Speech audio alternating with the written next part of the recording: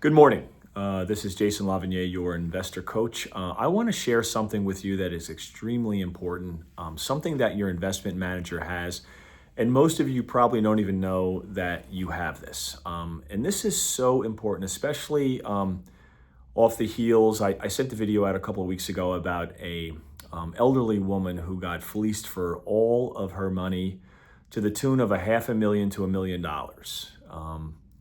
And this is so important to understand what this is. So you have something called GIPS, which stands for Global Investment Performance Standard. And I'm reading this because it's so important, okay? So this verification is one of the strongest ways an investment manager can demonstrate credibility and transparency. It is especially valuable because it helps investors distinguish between firms that represent performance honestly and those that selectively present their best results.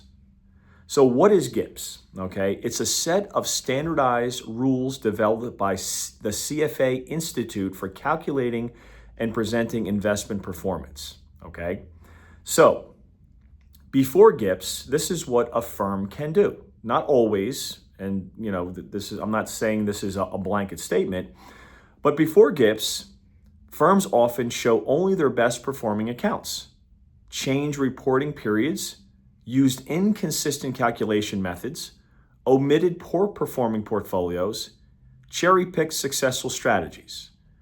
Investors had no way to know if reported returns represented reality.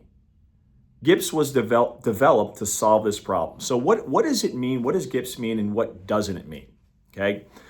Number one, GIPS means this, that properly calculated returns included all eligible portfolios, followed GIPS requirements, maintained accurate records, presented performance fairly, applied policies consistently. And here's what it doesn't mean: to be fair and transparent and compliant. It doesn't mean future performance. It doesn't mean that, Matson Money has more skill than someone else.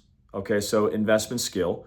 Or the manager will outperform, and the returns are correct returns, okay? Okay, so what you want to understand is it's like an audit. And here's why GIPS matters. Because investment returns are surprisingly easy to manipulate if no standard exists. So when you comply with GIPS, you can't cherry pick returns, okay? So showing only the firm's best accounts instead of 1,000 client portfolios, okay? A firm may advertise only the 30 best. Or survivorship bias, which means closing poor performing accounts. Only successful portfolios remain. And that means performance appears much better than actual client experience. And then when you have something called inconsistent cash flow treatment, which means investment returns are affected when clients deposit money and they withdraw money. Okay, that affects returns. So without standardized calculations, firms can overstate results. And that's why we use something called a time-weighted rate of return calculation, which is a formula which is enormous. So Google time-weighted rate of return calculation, and you'll be surprised at how complicated that actually is.